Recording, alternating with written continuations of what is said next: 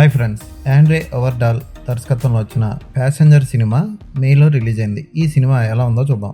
ఇది ఒక road trip లో జరిగే హత్యాకాండకు సంబంధించిన సినిమా. హీరో హీరోయిన్ ఇద్దరు టైలర్ మ్యాడీ ప్రేమించుకొని ఒక వ్యాన్ లో వెళ్తూ ఉంటారు. అయితే దారిలో వాళ్ళకి హత్యకు గురి కాబడిన ఓ వ్యక్తి శరీరం కారులో కనబడుతుంది. పోలీసులకు కంప్లైంట్ ఇస్తారు. ఆ తర్వాత అక్కడి నుంచి కథ మలుపు తిరుగుతుంది.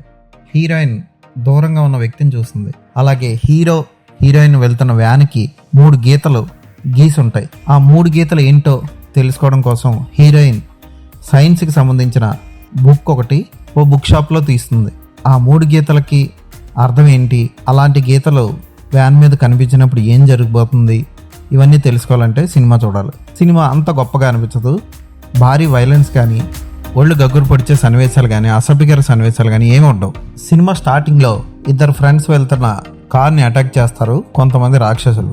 అలాగే ఆ యాక్సిడెంట్కి టైలర్ మ్యాడీ జంట నడుపుతున్న వ్యాన్కి లింక్ ఇచ్చి దర్శకుడు కథను చక్కగా మలుస్తాడు. కొంచెం ఇంట్రెస్టింగ్గానే ఉంటుంది. అయితే క్లైమాక్స్లో ముగించిన విధానం అది అంత గొప్పగా ఆకట్టుకోదు. పర్వాలేదు అనిపిస్తుంది కానీ అంత గొప్పగా అనిపించదు ఈ సినిమా. జాకబ్ స్కిపియో లవ్ బెల్ బాగా చేశారు. ఫోటోగ్రఫీ బాగుంటుంది. Background music okay. అంతగా హర్రర్ అనిపించదు. వ్యాన్ లో ఓ స్త్రీ మెడ విరిచేసి తల విసిరేసే సన్నివేశం భయంకరంగా అనిపిస్తుంది.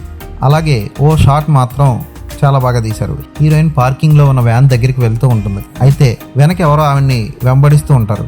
సడన్ గా మళ్ళీ వెనక్కి తిరిగి చూసుకొని ముందుకు చూస్తే వ్యాన్ కొంత దూరం ముందుకు వెళ్ళిపోయి ఉంటుంది. అలా ఆ సీన్ ని బాగా తీశాడు దర్శకుడు. మిగిలినవన్నీ అంత గొప్పగా అనిపించవు, సోసోగా అనిపిస్తాయి. క్లైమాక్స్ కూడా ఓకే, పర్వాలేదు.